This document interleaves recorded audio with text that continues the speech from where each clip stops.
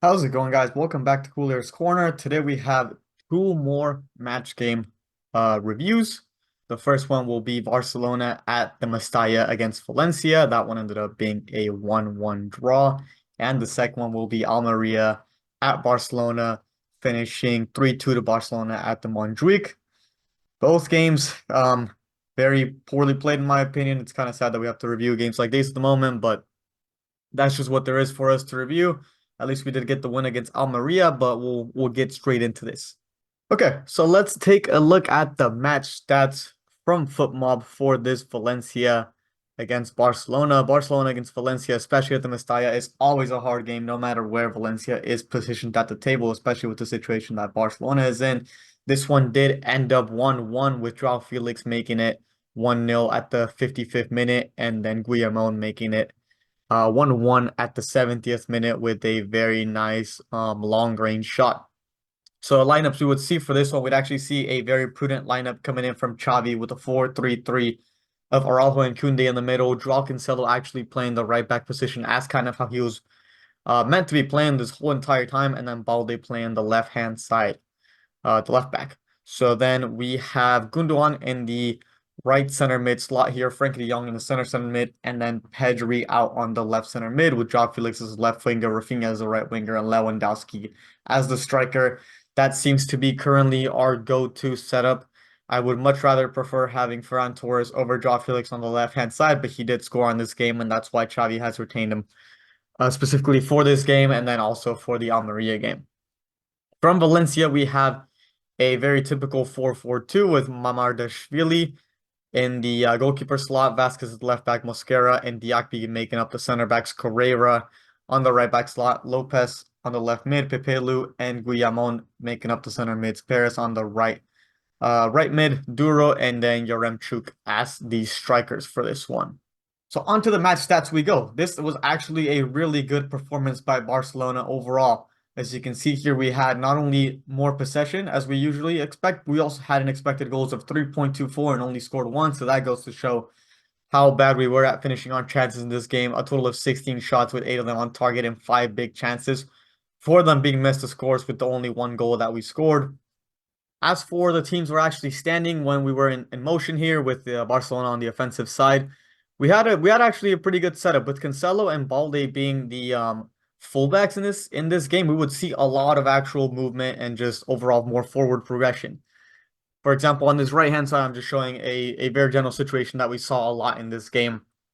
We would have Rafinha out on this right wing with Cancelo at the right back slot, and we would have a lot of triangles forming here. So you can see one between Rafinha, Lewandowski, and Cancelo. Another one between Lewandowski, De Jong, and Gundogan. So Lewandowski will be playing the 9. Gundogan has been playing kind of a false 9 right under Lewandowski here.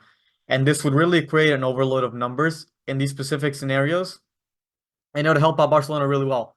We would see interchanges between Rafinha and Cancelo here. Sometimes Cancelo would be sending the crosses as he's very good at, and sometimes Rafinha would be tucking in here, helping him out. But yeah, it was going really well. There was a lot of chance creation from this game. We would see not only crosses coming in, but we'd also see these crosses coming in here and centering the ball back into De Jong so he can get shots through. We would also see a combination of Lewandowski dropping off to allow Gundogan to make runs in here. And then last but not least, we would see the way which the goal came in, and we'll go over that in just a second. A lot of balls getting played back into Frankie de Jong and Gundogan making runs in behind, Lewandowski making runs in behind, Rafinha making runs in behind.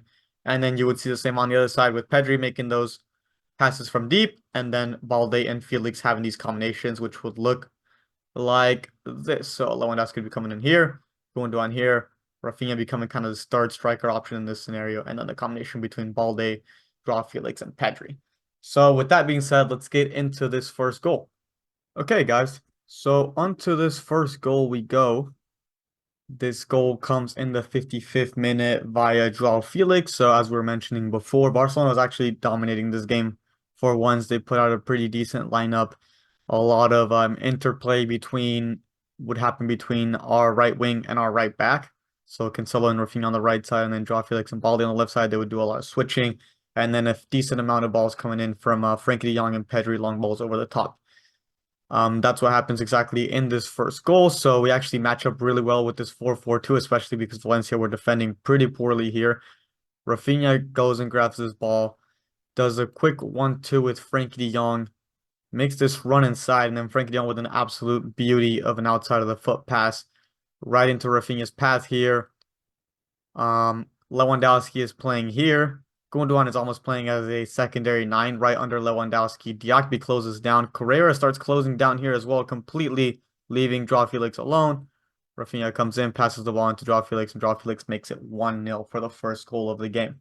So after that goal coming by way of Joao Felix in the 55th minute, Barcelona kept on attacking. They were doing really well. The very surprisingly, the Mestalla Stadium was very quiet for the whole time. We were dominating the game, a lot of chances missing, but we were still dominating the game. And then out of nowhere, Fran Perez throws in an absolutely atrocious ball across the box. It went up really high in the air. Rajo fails to win it or even contest for it, really. And then nobody closes down on Guillamon. He has a shot from the outside of the box, which good good on him for not feeling the pressure, for putting it right on the top right corner. Nothing to do for Iñaki Peña then. There's not really a point for us to go into this one as there's not anything tactical to review, but rather just a a matter of intensity, a matter of Barcelona not really closing down and just falling asleep completely on defense there.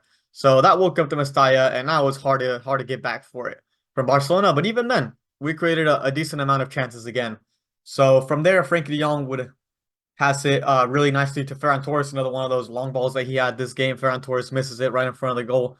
Wasn't too easy of a finish, but you could expect him to finish the way he's been finishing as of late. And then one of the last chances in the game was Ferran Torres dropping into the middle, passing it to Rafinha. Rafinha has a very easy one-on-one onto his left foot and misses it as well. So we draw 1-1 at Valencia. It really feels like a loss, of course, with the amount of chances that we missed. Having an expected goals of 3 and only scoring 1 is pretty pathetic, and we really need to work on our finishing. Xavi did mention as well after the game that Barcelona's intensity is just way too low, and you can clearly see that from that goal coming in from the Fran Perez cross and the Guillamon shot. There's just not enough intensity defensively. There's not enough communication. It's something that really needs to be addressed at Barcelona. If we want to continue to play, if we want to get into these good tournaments and get and play far into them, we really need to start becoming a lot more intense, play with a lot more drive, and those are things that are just not happening at the moment. Other things to note here is Fran Perez, the guy that actually centered that ball for the 1-1, should have probably been sent off for a very bad tackle on Gundogan near the middle of the game. Completely was not trying to play the ball there, but it's okay. We can't be asking for the ref to bail us out when we're missing every single chance. And then Frankie de Jong did get a 76-minute yellow card, which would lead to suspension for the Almeria game. He did protest a lot and threw his shoe in front of the referee, which is not great, but also it was the second time that Frankie de Jong had lost his shoe because of a foul and it wasn't called. So I could understand his frustration. Unfortunately, we wouldn't be able to have him now for this next Almeria game. All right, Barcelona Almeria. I don't know which one is worse to review, this one or the Valencia one. Probably this one because of the ridiculous mistakes that happened, but here we go. So Barcelona Almeria finished 3-2 to Barcelona. Barcelona was at home, if you call it at the Montjuic. Um, Barcelona was playing the typical 4-3-3. Koundé was substituted for Christensen for this game. So Christensen started this game. Firmin started as the left center mid, Gundogan right or central center mid, Sergio Roberto right center mid. We lost Pedri to injury and we lost Frankie de Jong to a suspension. And the same top three, Felix left wing, Lewandowski striker, and then Rafinha at the right wing. So we have 4-3-3 coming in from Xavi Hernandez. From Garitano, we have a 5-4-1. So Maximiano starting in as the goalkeeper. From left to right, we have Akieme, Gonzalez, Montes, Brandaris, and Pozo. Then in the midfield, from left to right again, Ramazani, Baba, Lopi, Arribas, who was their probably best player, and then Leo Baptistao. As far as stat goes, they're not super relevant to be fair, but we'll go into them. So Barcelona had 65% possession, 3 expected goals, 3.5 expected goals versus Almeria's 1 expected goals, a total of 30 shots, and then 11 shots on target, 6 big chances missed. But the biggest thing was this game were the mistakes that happened overall. It was basically the Ronald Araujo show. There's not that many goals I can get into because it was that bad. I can't even recreate them in the tactical thing without just looking stupid and moving the ball around. So Almeria had yet to win a single game coming into this. They had 5 points, and I thought this would be easy enough, especially after the good display, I would say, of Valencia, but horrible finishing display and pretty low intensity after that Guillermo goal. I thought, okay, we would come into this one, we would get a 5-0 victory, 4-0 victory against Almeria. It would be an easy shout. But we start getting into this one, we see again a lack of intensity coming in from Barcelona. Not that many chances created. I mean, it's understandable when you have the switch from Pedri and Frankie de Jong to Sergio Roberto and Fermin Lopez. Fermin Lopez being really good. He's still developing and he's not really that player that makes that dynamic pass out of the back like Pedri and Frankie de Jong do. So missing Frankie de Jong and Pedri is a big thing, and it does hit our chance creation a decent bit. Anyways, so the first goal would come in at the 32nd minute. Araujo would get a header from a corner kick, and then Rafinha, the keeper would spill it, and Rafinha would get the follow up to make it 1-0. In this game, you'll notice that Araujo was basically the best player for both teams. It was the Araujo show, this Almeria versus Barcelona game, because at the 40th minute, we would get the tying goal from Almeria. A ball comes over the top. Araujo completely misses it. Basically plays a 1-2 with one of Almeria players. The ball falls to Leo Baptistao. Leo Baptistao goes on, has a one-on-one with Iñaki Peña, chips the keeper, and then we go over to halftime at 1-1. Xavi had enough of seeing Joao Felix do nothing, so Ferran Torres comes in at the 46th minute. Joao Felix has been very up and down as his whole career has been, including Atletico Madrid, Chelsea, and now Barcelona. He started off so well. You can see the movement, you can see the motivation there, the skill moves. It's nice to watch when it's going on well, but when it's not, he's not pressing. He turns off really hard in these games, and then it's just not helpful at all. So Ferran Torres comes in, a lot more pressing, a lot more forward runs, just better gameplay overall. And then one theme that we see with Barcelona in general in these past two games and overall through this whole season is that we play bad when we are going up the field slowly. We allow these low block teams with the 5-4-1s, the 4-4-2s. We allow these low block teams to sit deep. We let them get together. We let them get organized, and then we start trying to make creations. It really doesn't work that way, and we can see it clearly from the Valencia game. A lot of the goals came in when Gundogan would dribble through, when Cancelo would dribble, Balde would dribble. We need some people to start making those dribbles, getting to those spaces to allow a lot more motion, a lot more fluidity, and a lot of runs to open up. Regardless, we go into the second goal here. Another set piece coming in at the 60th minute. Now it's a Rafinha cross. Sergio Roberto puts in a beautiful header. And the most unlikely hero to this game would be Sergio Roberto. Here would be his first goal. And everybody thought, okay, 60th minute, Barcelona's going to win this thing. Probably score another two, finish it 4-1, hopefully, or something along those lines. But no, we go down the other end. 10 minutes later, there is a foul from, you would guess it, Oriol Romeu, of course, always becoming the protagonist for the wrong reasons here at Barcelona. He fouls, I think it's Arribas on the right-hand side of the pitch, left-hand side of the Barcelona side. Arribas would put in a cross from the set piece. Iñaki Peña would go for the easy ball. Araujo goes on and just basically tackles him with his back. Iñaki Peña drops off the ball and it falls down to their center back Edgar. It makes it 2-2. So now we're in a situation where it's the 70th minute. We are tying to a team that has 5 points, especially after coming off of losing to Girona, losing to Royal Antwerp, tying to Valencia, and now we are close to not only tying Almeria, but almost losing to Almeria. It is ridiculous. I don't know how this is happening. I think one of the biggest issues is just, I don't know what's going on with the dressing room. I think Xavi's tactics are okay. They're not great. He has his ideas, and hopefully he starts changing them because, again, the slow buildup is killing us. I don't know if the players are really bought into the project. I don't know if their intensity is just low, they're tired, or what's going on, but it's just been so many mistakes over the past 3 to 4 games that it's kind of hard to believe that they're trying. It almost seems like they're trying to butcher these games and just make it as hard as possible for us to have a good Champions League and a good La Liga run. But anyways, 77th minute comes in. Cancelo does one of his crazy dribbles down the right-hand side, makes Edgar the actual goal scorer of the previous goal, basically break dance on the floor, centers it across to Lewandowski. Lewandowski centers it back to Gundogan, and would you guess it, we miss another sitter. So We've missed now a sitter. I think it was against Girona, where Lewandowski missed an absolute sitter. Then we go and then miss a ton against Valencia, and we miss here another one to go up 3-2 against Almeria. So Gundogan misses that, but very luckily we'll go into the third goal, and the only goal that I can really analyze because the rest of this game was just absolute garbage, to be completely honest with you. So let's get into this third goal now. Okay, third goal coming by way of Sergio Roberto here in the 82nd minute against Almeria. It's kind of crazy that we're saying these things. We are struggling to get 3 points out of Almeria, who haven't won a single game in La Liga. Anyways, here we go. Again, slow buildup has been killing us. So here you can see Gundogan dribbles up the field. Lewandowski sees that there's some space to be made, so he goes right here. Montes comes in with him.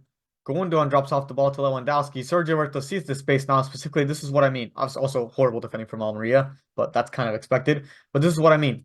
When you have a piercing run coming in, Lewandowski dropping off to get this ball, it opens space for more runs. Now you see a space right here. Sergio Roberto very well sees it. Lewandowski now places this ball onto Sergio Roberto, and Sergio Roberto finishes it like he's our best striker, really. None of our strikers could finish like that at the moment. He becomes our hero, and it feels like the remontada, even though it's not against PSG this time, and it's against Almeria. And then to top it off, um, I'll just say it here. To top it off, then Almeria goes on to almost score the very same scenario that happened before, where I think it is Arribas putting in a cross from a set piece, very similar to when we got scored on, but Iñaki Peña makes a ridiculous save in the 86th minute to save us. And we got saved from one of the best teams in La Liga, Almeria. So what are my honest thoughts after these two games from Barcelona and after this horrible run that we've been on? I think I have a couple. So my first one would be Xavi's tactics work well with the right personnel. So Xavi is trying to play like we are primetime 2010 Barcelona, as he calls it. And clearly, after the Valencia game, he finally said, hey, we are not primetime 2010 Barcelona. He's trying to have slow build up from the back and expect the same movement that we would see from Iniesta, from Busquets, from Xavi, from Messi, Pedro, David Villa, Luis Suarez. Like, that's just not happening. We're not getting that movement, and we're actually allowing teams to hit us on the counter with Cancelo being all the way up the field, with Balde being all the way up the field, and then Araujo and Koundé having to clean up. So, which brings me right to our second point. Our defensive structure is horrible, and partly because of the reason that we're trying some techniques that are just not suited for this team specifically. We have Araujo and Koundé having to clean up a lot of things, and it's led to them probably being just not confident in their skills anymore. Koundé, we've seen playing horrible out of the back lately. Now Araujo is making a ton of mistakes for this Almeria game. It's just kind of crazy that the confidence is getting lost from this team. So we're seeing a lack of forward progression. That lack of forward progression is leading to counterattacks, which is leading to very bad defensive stature, leading to underconfidence from our players. So I think those are three very big points that we have to get from this, is that probably heading into this long break now. Obviously, we lost to America as we expected by this point. We're losing against every team. We need to have a change in system, right? I think if the players are behind Xavi, we saw a post match interview by Joao Cancelo saying that everyone is behind Xavi and they believe in the product and all these things. If everybody is behind Xavi, I would say let's keep Xavi. Let's continue this project. But really, the most important thing is that Xavi has to realize that this team is not suited to be doing the things that he wants them to do. He needs to set up a very easy to follow system so that we can slot in different pieces and be able to play in different tournaments. Because when Frenkie de Jong is out suspended, when Pedri is out injured, and these things are happening more and more, we're not able to play the type of football we play. And even when they are there, we're still getting caught on the counter, and we're playing on a very, very frail structure. So he needs to kind of change the system. He has a very wide variety of personnel, so I'm sure he can find something where we can play possession based. We just need to play a little bit quicker, and we need to give people like really some rigid positions to play off of. I don't think that, unfortunately, we're ready for Cancelo and Lamine Yamal or Rafinha to be switching on that side, and then having Balde and Joao Felix to be switching. They're very good players, but I don't think we're at the stage where we have enough communication, where we have enough strategy to be able to have our left back and our left wing be able to switch. So those are my honest opinions on this. I hope Barcelona comes back better and stronger from this break because we need it. We need to have a good Champions League performance, and we really have the personnel to. So hopefully Xavi realizes this, make some changes, and we can go get back stronger in the new year. With that being said, guys, thank you for watching this two-game review. I really appreciate support, and I hope to see you guys in the next year for some more match reviews. Thank you.